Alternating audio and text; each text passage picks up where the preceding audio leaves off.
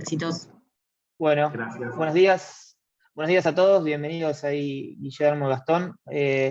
Venimos recién de una interesante charla sobre criptomonedas, donde estuvimos conociendo un poquito más, metiéndonos más en este mundo, y pasamos a esta charla donde vamos a hablar de los aspectos tributarios y legales de las criptomonedas. Para eso vamos a dividir el panel en dos partes. En la primera parte, Guillermo Pérez, que es CEO y socio fundador del grupo GNP, que es una firma especializada en asesoramiento fiscal con fuerte enfoque en estrategia fiscal.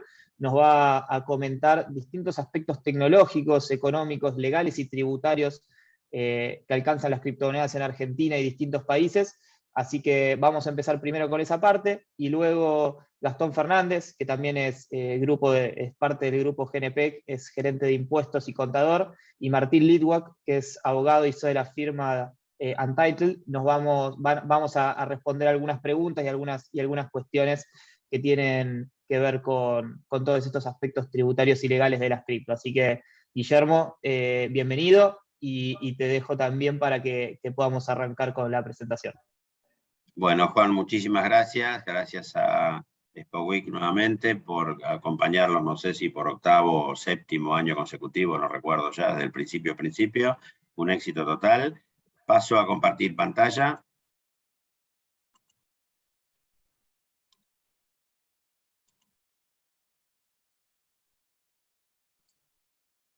Ahí va, perfecto. Bueno, menos mal. Siempre esta es la parte más emocionante de las charlas. Bueno, mi idea es muy poquito tiempo, porque tenemos unos 15 minutos nada más, o quizá le robe uno más a Juan, veremos.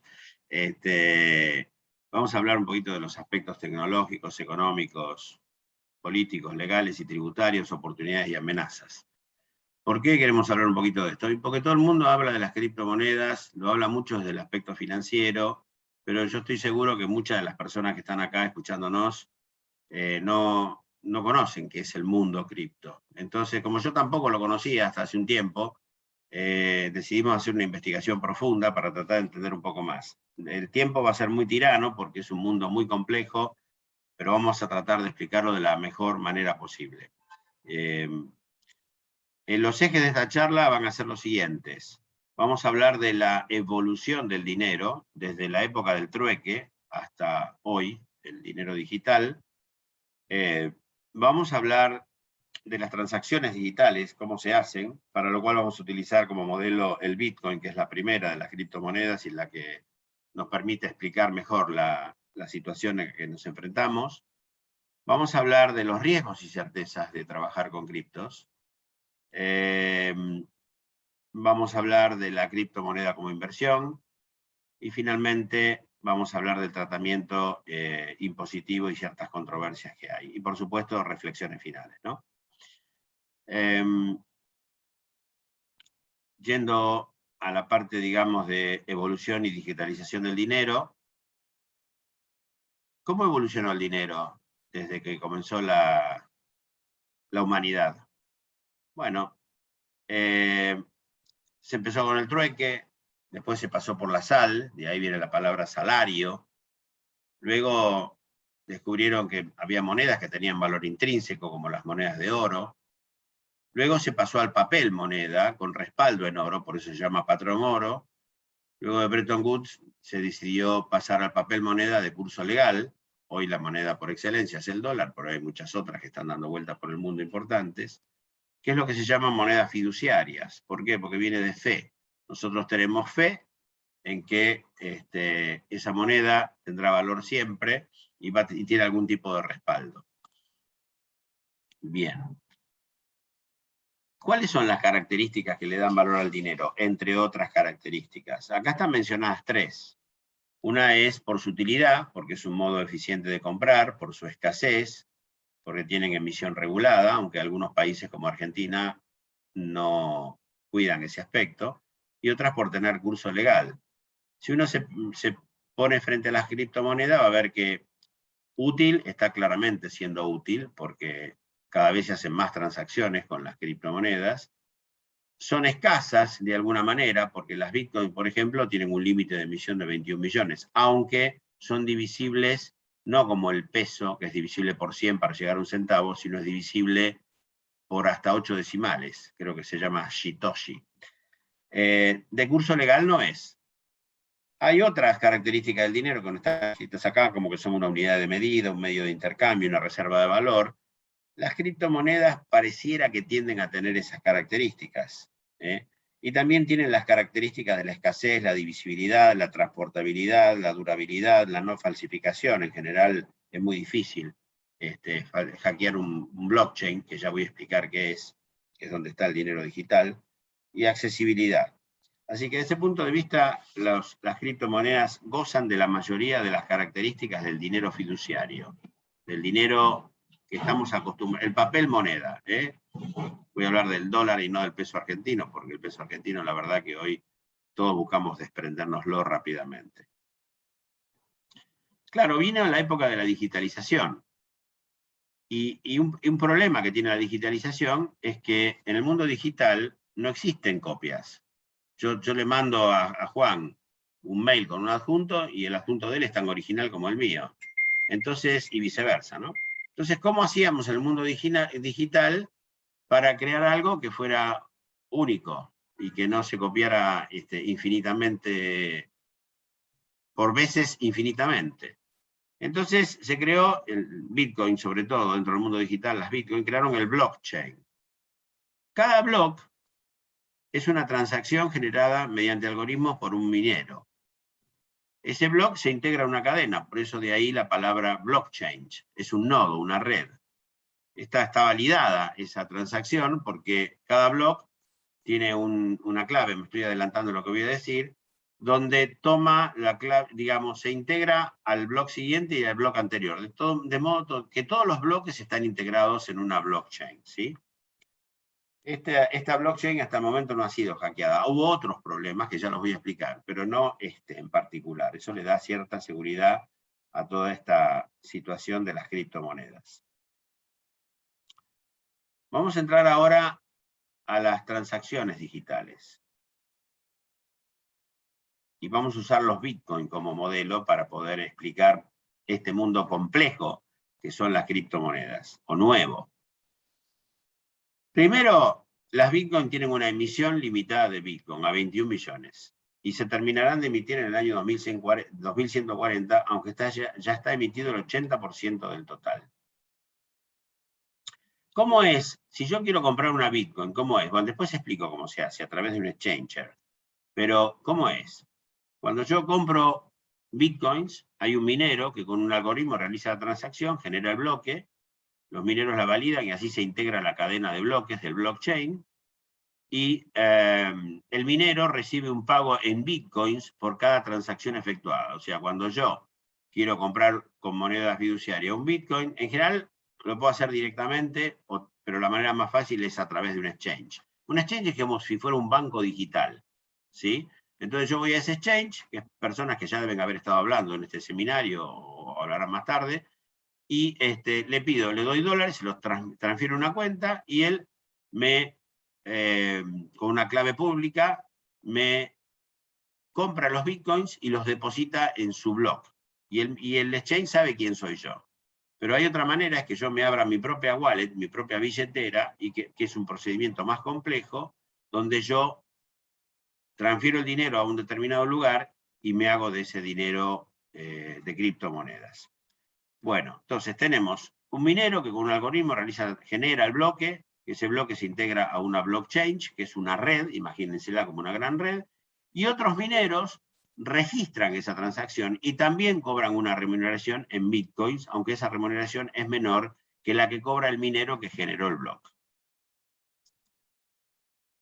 Son transacciones transparentes porque hay una clave pública. Esa clave pública vendría a ser como el CBU de los bancos, ¿sí? Hay una clave pública, pero también hay una clave privada. Entonces esa clave pública, a través de esa clave, todos pueden ver lo que hay en cada bloque de la cadena. Entonces yo tengo esa clave pública por esa compra de Bitcoin que hice y toda la cadena de blockchains, digamos, la puede ver, ¿sí? Por eso es mentira que no hay trazabilidad de esto, porque si bien digamos, no saben quién está atrás de ese CBU, cuando yo compré al inicio con dinero fiduciario, o cuando yo al final vendí criptos por dinero fiduciario, por dólares, ahí sí aparece mi nombre. Entonces, esto de que hablan que se expone mucho al lavado de dinero y operaciones ilegítimas o negras, es relativo. ¿Por qué? Porque en las puntas, cuando del dinero fiduciario paso a la cripto, de la cripto paso al dinero fiduciario, ahí conocen mi nombre. En el medio no. En el medio hay una clave pública, que es la que representa a mi compra de criptos que están en ese block, que forma parte de la cadena de blockchain. Bueno, es un medio de pago global y es un medio abierto. Seguimos con transacciones digitales. Luego hay una clave privada, que es una serie de 12 palabras, solo conocida por mí, por el usuario. Esa clave es la única que permite acceder mediante esa clave privada dentro de la red. Si yo pierdo la clave, pierdo el dinero. Entonces hay una clave pública, que es el CBU, que la conoce todo el mundo, y se sabe lo que hay adentro de ese CBU, pero no se sabe quién es el dueño de eso, salvo al inicio, que el exchange, que es el banco virtual, que es el que me compra la cripto, o cuando me salgo y vendo la cripto por dinero fiduciario, ¿sí? Pero en el medio no. ¿Pero qué es lo que me permite transar? Bitcoins por otros bitcoins, o bitcoin por bienes, etcétera, es la clave privada. Es como la clave privada que tenemos en el banco para poder hacer depósitos, extracciones, etcétera. Se pierde la clave, se pierde dinero. De hecho, ya hay un 20% de Bitcoin que están perdidos en el mundo porque se han perdido las claves. ¿Cuál es la diferencia entre exchange y wallets? El exchange, ya les dije, es como un banco digital. Vinculan al mundo real, al mundo fiduciario, del dinero fiduciario, con el mundo digital. Vinculan a las monedas soberanas con las, o fiduciarias con las criptos. Los exchanges, en general, se usan para efectuar las transacciones. Si yo, por ejemplo, nunca invertí en cripto, tengo que ubicar un exchange, de vuelta, es una firma, una empresa, un banco digital, que me permite hacer la compra de criptos. Si yo puedo dejar el dinero en un exchange o no, o llevármelo a mi billetera, a una wallet, que por supuesto también es digital. Si yo dejo mi dinero en un exchange, tengo menor seguridad que en una wallet, porque desaparece el exchange, como en un banco, tengo dinero en un banco, el banco quiebra, pierdo mis depósitos. Si yo dejo mi dinero en un exchange, y el exchange se fuga, como ocurrió en Turquía, que hubo una situación de un fraude muy grande, 300, 400 millones de dólares, bueno, ahí perdí el dinero. Entonces hay que tener mucha confianza en el exchange, ¿sí?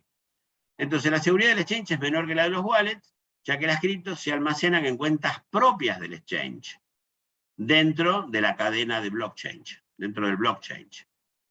¿Qué son las billeteras? Las billeteras también es algo digital, que yo lo abro, que tiene mi clave pública y mi clave privada, son más seguras, ya que mi clave es absolutamente propia, no la tiene el exchange, es mía, ¿sí? Y se suelen utilizar las wallets para atesorar, no para transar, sino para atesorar las criptos.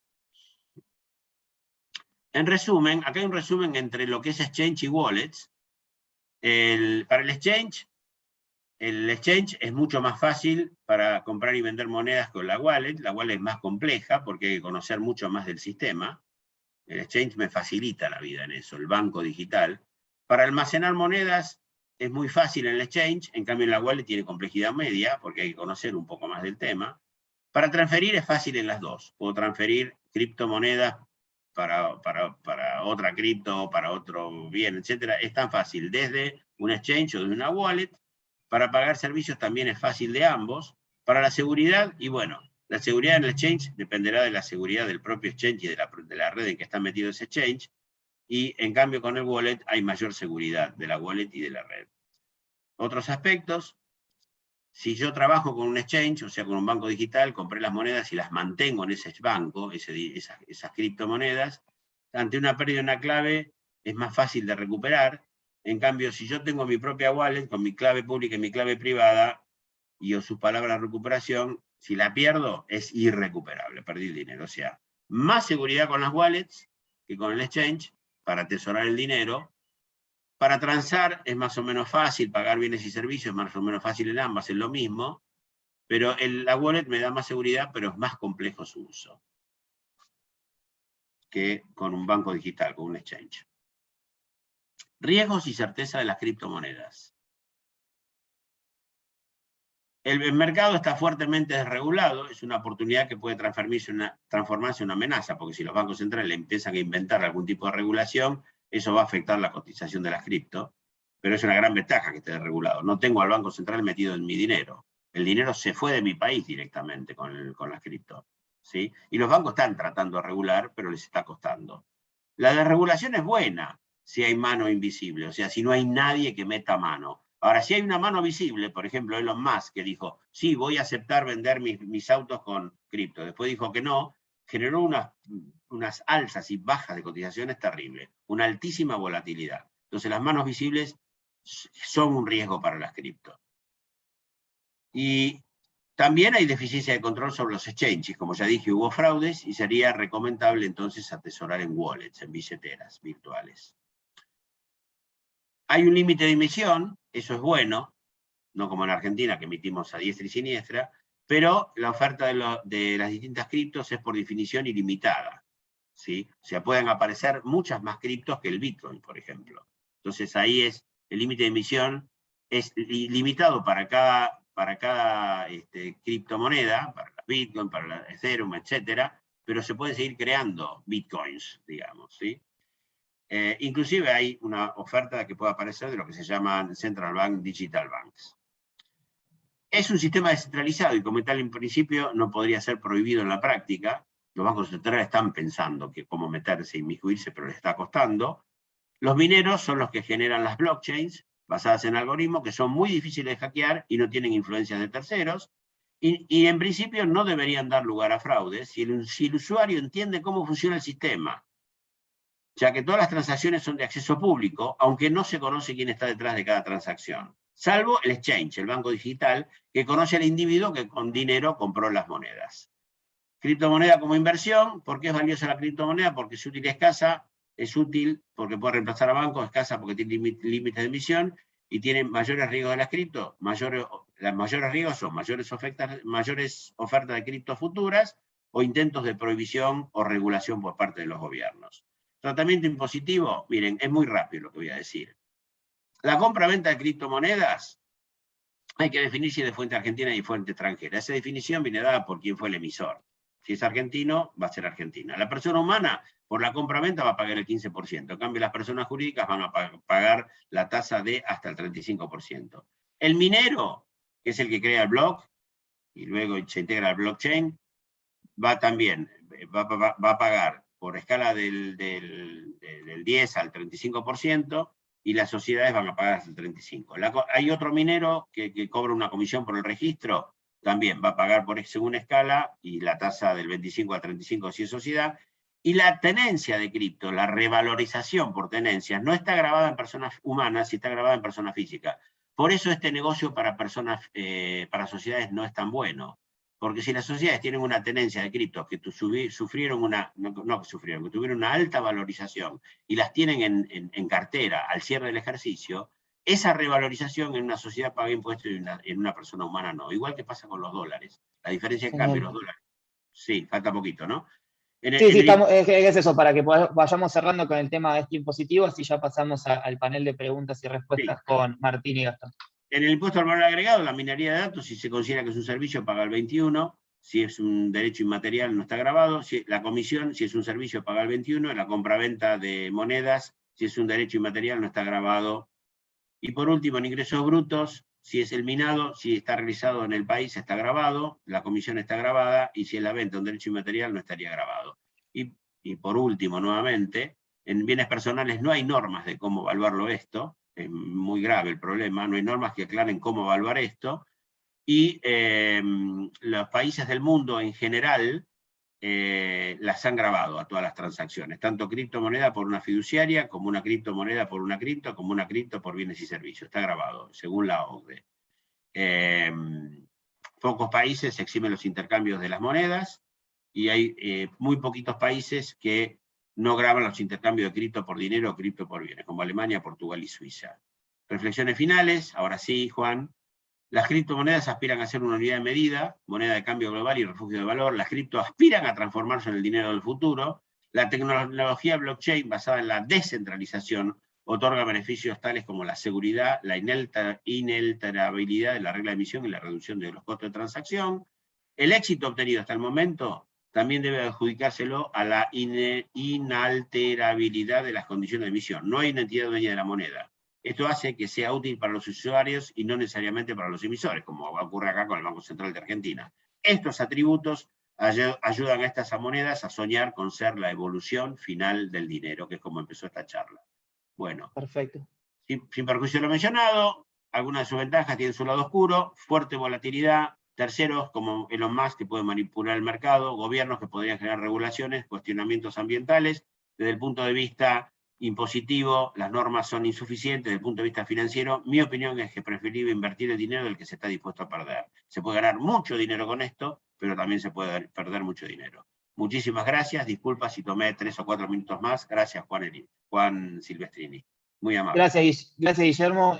Fue muy interesante. Ahí hay algunas preguntas en el chat que vamos a pasar así a la siguiente parte, sí, a la segunda parte. Por eso también le damos la bienvenida a Martín Litwak, que es abogado y CEO de Untitled, y también a Gastón Fernández, que es también parte de Grupo GNP, gerente de impuestos y contador. Ahí le damos la bienvenida para que prendan cámara y micrófono. ¿Qué tal? Buenos días. Buenos días. Hola Martín, buenos días.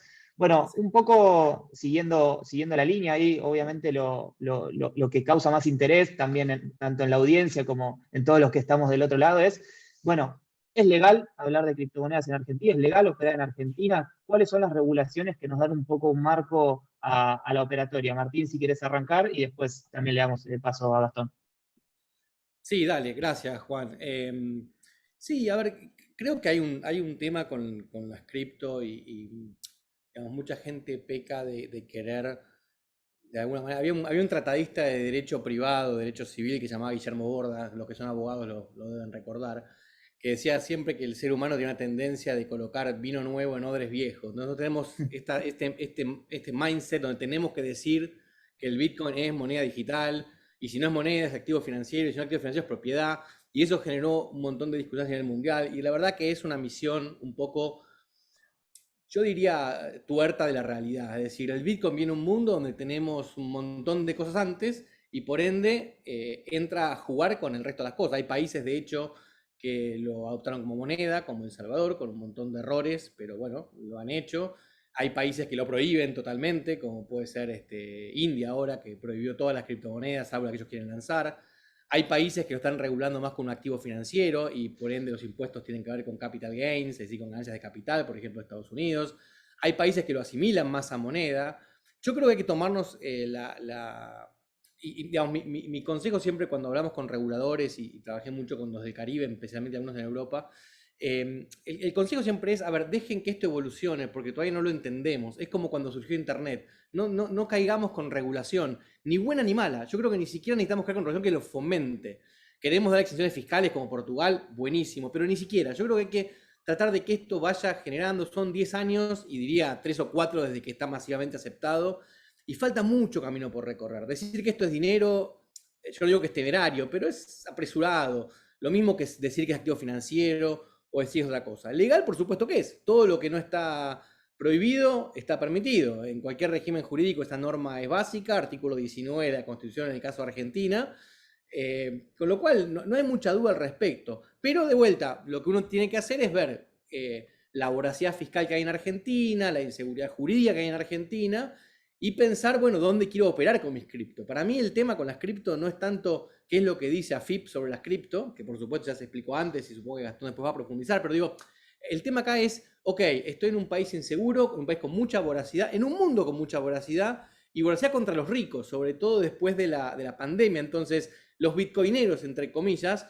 son ricos también. Muchos de los que entraron con 300, o sea, son gente que va a ser atacada el día de mañana, por envidia, por resentimiento. Yo creo que lo que hay que hacer acá es buscar jurisdicciones friendly, y por friendly me refiero a las que no tienen regulación en general, y armar estructuras, digamos, de protección de activos que permitan tener esas monedas para que cuando sigan subiendo valor, que posiblemente pase, uno tenga eso protegido y no esté expuesto a contingencias, tanto impositivas como de otro tipo, ¿no?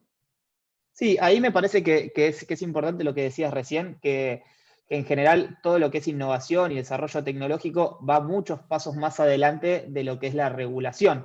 no solo pasa con cripto, ¿no? O sea, lo vemos con de repente el uso o el desarrollo de automóviles autónomos sin conductor. No hay una regulación, no hay un marco legal que eso lo permita, con todos los riesgos que tiene, ¿no? Es un tema interesantísimo de los autos. Es un tema, las decisiones que van a tomar los autos en materia de accidentes es una cosa brillante, que el derecho está muy atrasado con casi todas las cosas. Es decir, primero la innovación y después viene el derecho. El derecho Totalmente. regula posteriormente, con lo cual lo que digo es, y no quiero ocupar mucho tiempo por un tema de respeto, pero digo, hay que, digamos, yo siempre digo, a ver, hay que luchar contra nuestra propia ansiedad. Hay que aprender a que hay cosas que no están reguladas. Es decir, y está bien, no es un problema.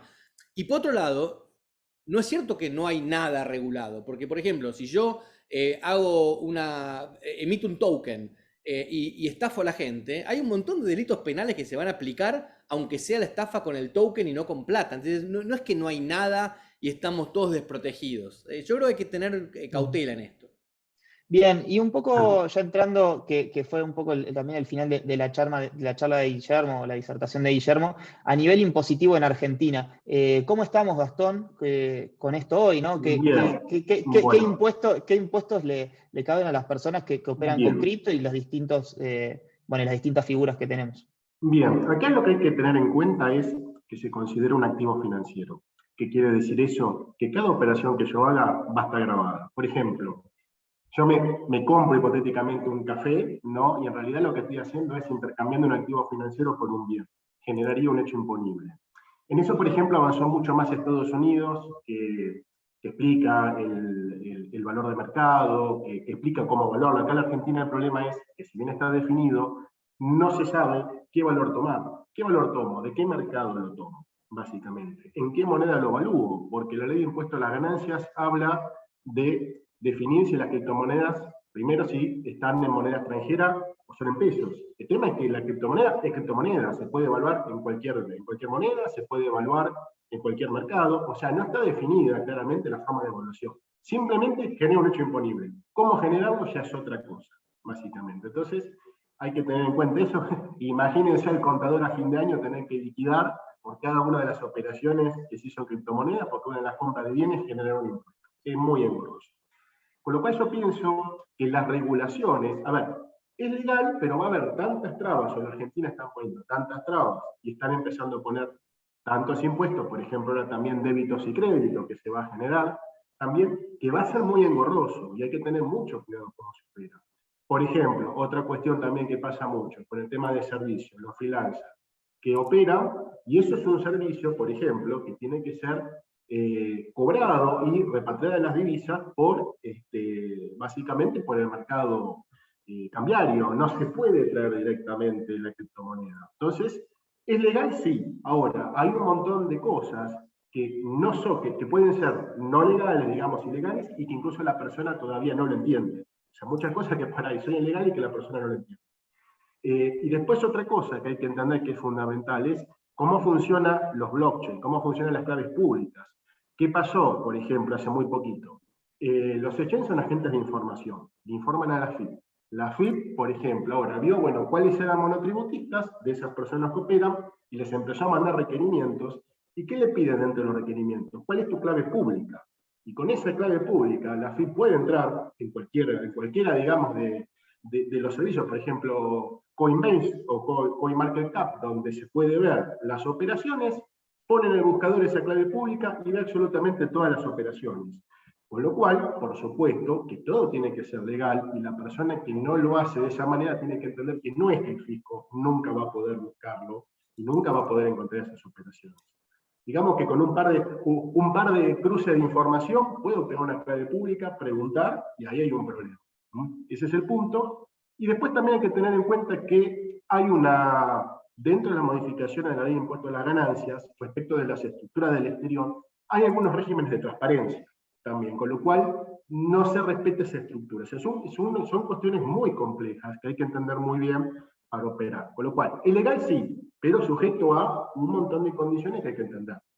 Sí, y también un poco también va de la mano de lo que decía Martín. No deja de ser un mundo que todavía es bastante nuevo, ¿no? O sea, la explosión de las criptomonedas a nivel uso o a nivel no tan de nicho, no tiene más de 3, 4 años, más allá de que la historia de Bitcoin ya llegue más de 10 años. Entonces, entender un poco cómo adoptan esto todos los países y, bueno, particularmente cómo impacta en Argentina es importante. Inclusive la semana pasada tuvimos la noticia del tema del impuesto al cheque para las operaciones con criptomonedas. Y un poco para entrar en eso, quiero saber, si querés, Martín, empezá vos y después pasamos a Gastón, ¿cómo afecta, ¿no?, los distintos impuestos que hay para el momento de operar y en las distintas figuras que existen hoy para quien quiere comprar, vender o inclusive hasta minar? Bueno, a ver, hay que tener en cuenta que, digamos, los países hoy no siempre, digamos, compiten por recursos. Y una de las formas de atraer recursos es el sistema tributario, además de la seguridad jurídica, son las dos cuestiones básicas. Entonces, acá no hay que olvidarse que Argentina se está haciendo de alguna manera el guapo en materia tributaria, en un campo donde los activos pueden moverse muy fácilmente de un lugar al otro. Entonces, hoy la vedette del tema Bitcoin o cripto es los aspectos tributarios. El día de mañana va a pasar por un tema regulatorio y seguramente cuando esto sea más maduro van a ser todos temas de derecho internacional privado, es decir, una transacción en un país va a tener un efecto, en otro va a tener otro y uno tiene que estar previendo las contradicciones de los sistemas. Fíjense, creo que antes mencionaron que hay un X porcentaje de activos que están perdidos y eso es por falta de protección, es decir, por falta de previsibilidad, por falta de armado de planes sucesorios. Entonces, está muy bien que le demos bola al tema tributario. Muy bien, es fundamental. Recordemos que Argentina es un infierno tributario, es el país con mayor cantidad de impuestos posibles en el mundo, es el país con uno de los mayores esfuerzos fiscales del mundo. Y lo que está haciendo en materia cripto es simplemente lo que hace con respecto a cualquier otra actividad digamos, que legisla. Entonces, lo que hay que tener en cuenta es que es una actividad donde uno muy fácilmente se la puede llevar al exterior, a diferencia de la ganadería o la agricultura, que uno no puede llevarse las vacas a otro lugar, por más que los argentinos muchos quisieran hacerlo, pero la cripto sí. Entonces, me parece que en ese sentido está fallando Argentina, porque está poniéndose mucho más cara que otros países. Yo soy un extranjero y estoy en Portugal y no pago impuestos. Yo estoy, por ejemplo, vamos a Uruguay, simplemente, que está cruzando el charco. En Uruguay yo tengo un activo en una billetera, al menos que la tengo en Uruguay, lo cual no tiene ningún tipo de sentido, es un activo extranjero. Uruguay no cobra impuestos por resultados en el extranjero, salvo que sean dividendos o cupones. Como explicó bien Gastón, estos son capital gains, son ganancias de capital, con lo cual, si un uruguayo, vos fíjate que un argentino con $100.000 en un exchange, en Coinbase, como mencionaron antes, que lo vende y genera ganancias, paga impuestos. Esa misma persona va a la residencia fiscal uruguayo, tiene los mismos $100.000 en cripto en Coinbase y no paga impuestos por la misma transacción. Eso se llama competencia fiscal. Entonces la Argentina tiene que ser muy cuidadosa con este tipo de cuestiones, porque la competencia fiscal se da en todas las ramas, pero hay cosas que yo no puedo llevarme a otro país y cosas que sí, en definitiva. Entonces, lo último que digo, hay un economista argentino muy famoso que dice que el mejor sinónimo de la palabra impuesto es freno. Yo puedo reemplazar la palabra impuesto por impuesto a las ganancias, freno a las ganancias, impuesto al consumo, freno al consumo y demás. Entonces hay que tener mucho cuidado acá que estamos haciendo, porque hay países que de vuelta con sus errores, yo lo que he criticado mucho al presidente Bukele, está fomentando algo novedoso y hay países que están poniéndole la pata en la cabeza a los que quieren innovar y crear valor. Bien, y ahí, Gastón, ¿cómo afecta, ¿no?, todo el tema impositivo para quien yo compro cripto en un exchange? ¿Cómo afectan estos distintos cambios? Bueno, ¿va a ser más caro que yo compre? ¿Va a ser más caro que yo opere? ¿Tengo que cuidarme de alguna otra cosa para al momento final donde bueno, quiero comprar o vender cripto? Claro, sí, efectivamente. A ver, justamente Argentina no está en emigrante con esto. Por ejemplo, hay que diferenciar persona humana de sociedad. Yo compro como persona humana una criptomoneda con mi dinero directamente, o sea que ya pago impuestos y demás, con mi moneda fiduciaria, y eso a mí no me va a generar impuesto porque no, a la persona humana no se le graba la ganancia de capital gain. Ahora, hace lo mismo la sociedad, que perfectamente podría hacer la misma operación, y ya va a tener un resultado por tenencia. Entonces, va a tener un costo fiscal más alto la empresa que la persona humana. Y después, por supuesto, cuando se haga operaciones con esa criptomoneda, ¿no?, ahí sí van a generarse resultados que van a estar grabados en ambos casos. Y otro problema también que aumenta bastante el costo fiscal, que es algo implícito, si a mí me da un quebranto, eso me da una pérdida, solamente la puedo apropiar con ganancia de la misma índole. Entonces, hemos visto en muchas sociedades, no tanto con criptomonedas, pero lo típico es el contado Coliki o el dólar MEP, que genera muchos quebrantos que no se pueden finalmente después aplicar otro tipo de ganancias, y eso también puede aplicar con las criptomonedas. Entonces, a ver, hay ciertas regulaciones impositivas un poco ocultas que hacen bastante desalentador operar en la Argentina con criptomonedas. Y por supuesto, como dice Martín, hay otros países que son mucho más amigables, pero uno también tiene que tomar la decisión de radicarse en esos países para quitar lo que se llama el principio de renta mundial que tiene la Argentina. Mientras yo esté acá, voy a aplicar la ley impositiva argentina, ¿no? Independientemente de que se genere una operación en el exterior. Entonces, eso hay que tener mucho cuidado también. Sí, y también parece, bueno, un poco lo que comentaba Martín, y ahí completabas vos, Gastón, que de cierta manera es un freno, ¿no? Un desincentivo a una industria que no deja de ser novedosa y que al fin y al cabo también trae un montón de oportunidades. Sí, desde ya. Sobre eso, Juan, disculpame Gastón la interrupción, Sí, sí. sobre eso insisto en un punto que mencioné antes, que es la conveniencia de planificar, es decir, cuando alguien tenía bitcoins que valían $1, digamos, si querés $3.000 en un momento, hace 3, 4 años, quizás no era rico, no era una persona de alto patrimonio y no le daba importancia a ese tipo de cuestiones. Pero el tema impositivo, muchas veces uno se lo analiza de dos maneras. Uno es, como estamos viendo ahora, es qué impuestos hay hoy. Es decir, hoy hay estos impuestos. Se aplican o no a las personas humanas. O sea, hoy podemos analizar el marco tributario. Ahora, el punto acá es tratar de ver también qué es lo que se viene. Es decir, cuando alguien estaba planificando su patrimonio en 2015, 2016, nadie sabía que iba a haber un aporte solidario de X porcentaje en el 2020. Pero uno no puede descartar la posibilidad de que aumenten los impuestos, que se agreguen impuestos, que cambien los impuestos, sobre todo cuando uno está en la parte más alta de la población a nivel de plata. Ayer salía una noticia del INDEC que estuvo dando vueltas por las redes que solo el 10% de la población argentina gana más de $500 por mes. $500 es una fraccioncita de Bitcoin. Entonces alguien que tiene 10, 15 Bitcoins rápidamente está posicionado como un gran contribuyente, una persona de capital importante. Entonces, es posible que esas personas sean sujetos de impuestos a futuro, y más allá del análisis de cómo estoy parado hoy, si me conviene operar en Argentina, si me conviene operar afuera, si me conviene operar con wallet o con exchange, o si me conviene una sociedad o a título personal, que son todas cuestiones válidas, el punto también es cómo me preparo para lo que viene más adelante, cómo preparo para una eventual subida de impuestos más adelante, cómo me preparo para el día que me pase algo y alguien tiene que heredar, cómo me preparo para las vicisitudes de la vida. Y eso es un tema que es importante empezar a compartir con la gente, porque el mundo está cada vez más complejo y no va a ir para otro lado, digamos. El mundo va hacia una mayor tributación, hacia una mayor voracidad fiscal, hacia un mayor intercambio, hacia una mayor regulación. O sea, hay un montón de cosas que se podían hacer hace 10 años que hoy no se pueden hacer, y eso no significa que antes eran malas y ahora son buenas, o antes eran buenas y ahora son malas, sino que la evolución hace que los estados están en un momento de mucho crecimiento, de mucha expansión y de, mayor voracidad, como decíamos antes. Bien, y un poco bajando algunos casos a tierra, ¿no? Hemos visto algunas noticias en las últimas semanas donde de repente hay equipos de fútbol del ascenso que decidieron empezar a pagarles a sus jugadores con algunas criptos, o de repente alguien que quiere empezar a pagarle a sus empleados en alguna criptomoneda, que puede ser alguna de las más populares, como Bitcoin, Ethereum. ¿Es legal en Argentina? Eso más allá de que antes dijimos que todo lo que no está dicho que es ilegal es legal, ¿se puede hacer? ¿Cómo se reflejan los libros contables? ¿Cómo esas operaciones pueden convivir con el resto de las operaciones que tiene una empresa, en este caso un club de fútbol? Y bueno, ¿qué recomiendan en caso de que una empresa quiera, por ejemplo, ahí como alguien preguntaba en la audiencia, pagar el aguinaldo en cripto? Gastón, si quieres arrancar, después pasamos a Martín. Sí. A ver, ahí, en teoría, la ley de contrato de trabajo habla de que se puede pagar hasta un 20% de la remuneración en especie.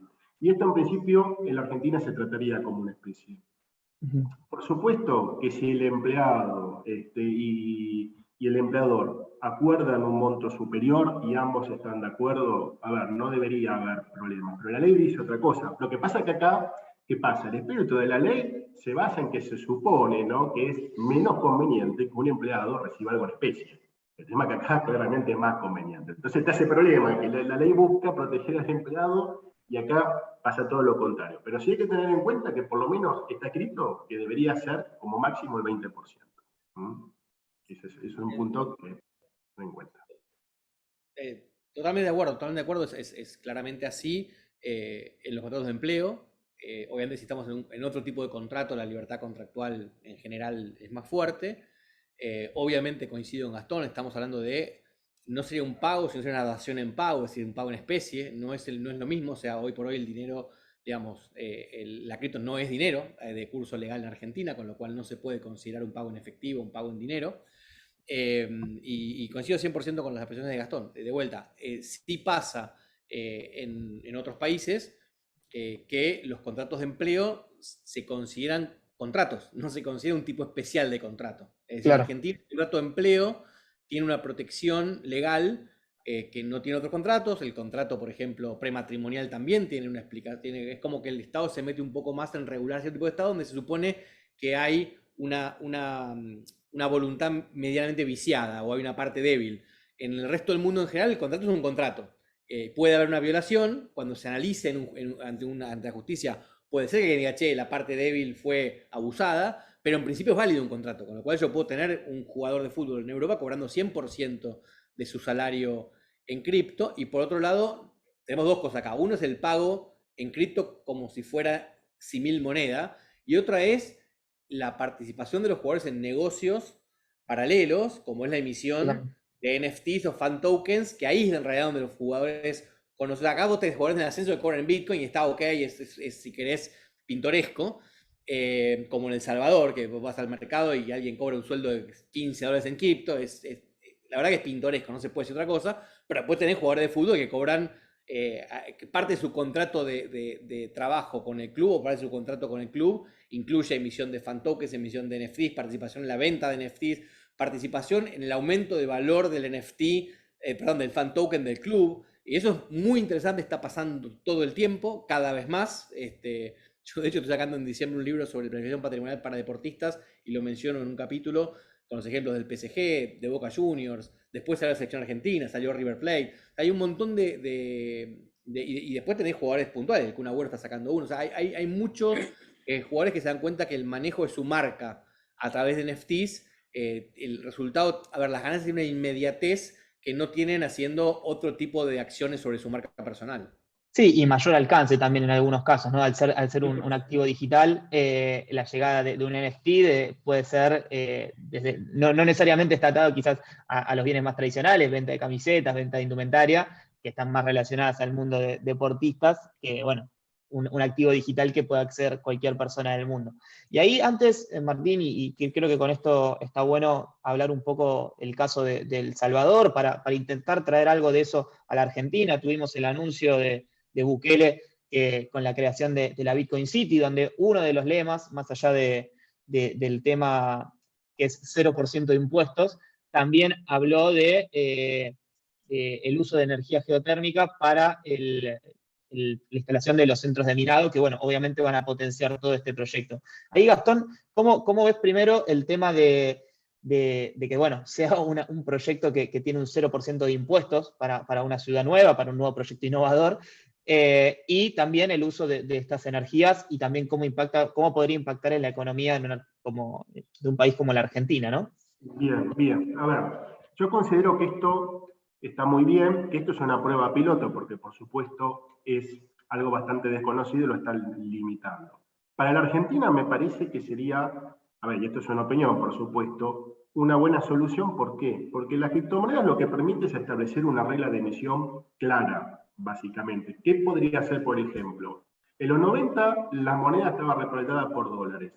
Hoy podríamos directamente respaldarla por una criptomoneda con una regla de emisión clara, lo que daría más confianza al mercado. Es decir, que ahora ya no sería necesario, no se tendría esa dificultad de tener que tener divisas, porque en el fondo la cuestión es garantizar que yo tengo una regla de emisión seria, y lo que me permite la criptomoneda es, si lo hago bien, por supuesto, que eso sea inalterable. Entonces, podría dar confianza al mercado. De hecho, algunos países, bueno, Venezuela en su momento que quiso crear el petro y demás, lo que pasa es que digamos que tiene que haber un nivel de confianza también, pero puede ser una herramienta muy útil para economías inflacionarias, para estar respaldando, digamos, esa moneda poco confiable por un activo, porque no deja de ser un activo, digamos, porque es aceptado por todos de mayor calidad, y además que tenga más liquidez, porque, digamos, se podría comprar desde cualquier parte del mundo.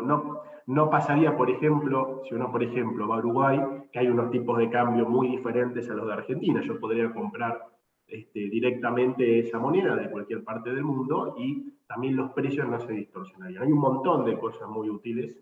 Y después, respecto de la energía, también ahí hay como un poco una competencia de dos tecnologías, digamos, que es el Proof of Work y el stacking, digamos. ¿Yo qué hago? Yo trabajo, básicamente, gasto energía, resuelvo algoritmos, que esa es una manera, digamos, que consume energía, y después está la otra directamente, que yo doy fondos en garantía, ¿no? Y en función de más fondos doy, ¿no? Más puedo trabajar en esa red. Lo cual también hay otro tipo de solución para eso. Un poco me parece que es cierto que esas tecnologías que consumen energía, que digamos le dan una seguridad por fuerza bruta al sistema, es un poco más difícil de vulnerar que aquellos que van con garantía. También es esa cuestión. Con lo cual, de vuelta, hay todo un mundo de posibilidades y me parece que cuando los gobiernos entiendan mejor esto, me parece que va a haber una mayor utilidad en aceptar las criptomonedas justamente como una moneda y no como un activo digital que genere impuestos. Sí, también es interesante pensar que particularmente en el caso de El Salvador, adoptaron Bitcoin como moneda de curso legal en vez de crear una criptomoneda, como quizás hay algunos países que están intentando hacer lo propio, ¿no? Y eso también es interesante como caso. Antes vos, Martín, comentaste que tenías tus reservas con lo que están haciendo El Salvador. Si querés un poco contar eso y después ya pasamos a hacer una pregunta final para el cierre de la charla. Sí. A ver, yo creo que hay que ser cauto. Yo me permito, como dije antes, no saltar a conclusiones apresuradas, pese a que todos nos gusta hablar con máximas y con certeza. Yo, digamos, no tengo problema en tener dudas. A ver, el Bitcoin City es una zona franca. Existen 3.000 millones de países del mundo, tenés 100 jurisdicciones offshore que son zonas francas totales. Para acá yo estoy en este momento en Tortola, en las Islas Británicas, vine unos días a trabajar en mi oficina acá, yo te podría renombrar Tortola como Bitcoin City y se acabó el asunto, cero impuestos. Y de hecho, cero impuestos a las ventas también. Entonces, me parece que al presidente Bukele le gusta hablar mucho, es muy grandilocuente, pero en la realidad no sé qué tan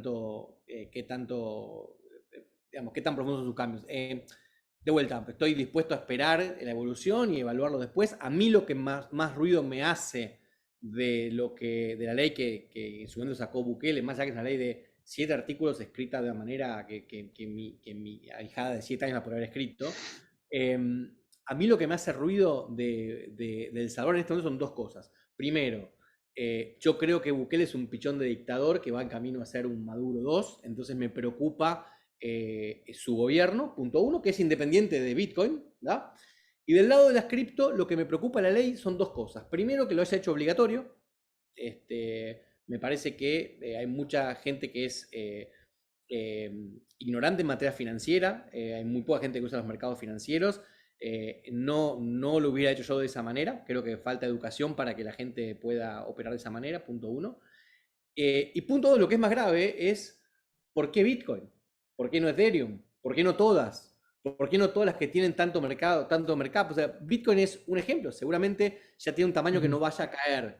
Pero ¿qué hubiera pasado si nosotros en la época de Internet, El Salvador hubiera dicho, bueno, ahora todos usan Netscape obligatorio? Genial, se le doy Netscape gratis para todos. Y bueno, a los 5 años te quedas sin Internet. Entonces me parece que si lo querías hacer tenía que haber sido voluntario, con mucha educación y al menos aceptar 5, 6 o 10 cripto mayoritarias. La cripto muchos la vemos como una moneda de la libertad, la moneda de la descentralización, la moneda de separarnos del Estado y que el Estado venga a decirnos que solo podemos usar una legalmente y que el resto son cosas y esta es moneda, me genera mucho ruido. Pero estoy dispuesto a esperar y que sea un gol de media cancha y voy a salir a festejarlo y ojalá sea. Bueno, y un poco ya sí para ir cerrando, que bueno, como siempre el tiempo apremia.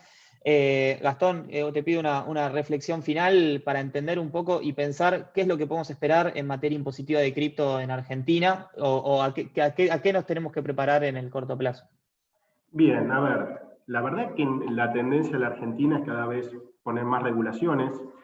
hay una cuestión que es no solamente aplicable a la Argentina, que es que la verdad que para el Estado es un gran negocio el impuesto inflacionario, poder seguir su propia poder emitir su propia moneda, controlar su regla de emisión. El Estado argentino hoy en día se financia mucho, bueno, todos lo sabemos, con esa fuente de financiamiento que es un impuesto encubierto, y la verdad que hay una competencia de este tipo de monedas que lo están tratando como activo, no juega a favor, Con lo cual, la tendencia es, ¿va a seguir habiendo inflación en la Argentina? Opino que sí. ¿Es conveniente en este escenario que el Estado permita este tipo de monedas? No. Con lo cual, lo que me espero son más regulaciones, más impuestos, no que sea ilegal, pero que haya un desaliento grande, digamos. El tema es que el fisco está comprendiendo esta tecnología y a medida que la vaya comprendiendo me parece que va a poner más trabas. Tal vez en un futuro se vea esto justamente como una solución al problema inflacionario, ¿no? Por supuesto en un país que vaya por el lado de trabajar con la parte fiscal, no monetaria, o sea, reducir gastos, y puede ser una solución para este problema. Pero hoy no, hoy se ve justamente como un problema y no como una solución. Excelente. Bueno, Martín, Gastón, Guillermo, que también nos está escuchando ahí después de la primera parte, les agradezco a los tres por su tiempo. La verdad que siempre hablar de cripto y bueno, de un tema tan importante como es el tema impositivo y legal, creo que nos podríamos quedar hablando horas sobre el tema y entrando en detalles y respondiendo preguntas, pero bueno, como dije recién, el tiempo apremia y bueno, nada más de palabras de agradecimiento por este espacio. Y bueno, los invito también todos a seguir conectados para las siguientes charlas de la EFI Week. Gracias a los tres. Bueno, muchas gracias. Un placer. Gracias, Gastón. Gracias, Juan. Gracias. Que tengan un muy buen día. Nos vemos. Muchas gracias, Juan. Gracias, Martín, Gastón y Guillermo antes.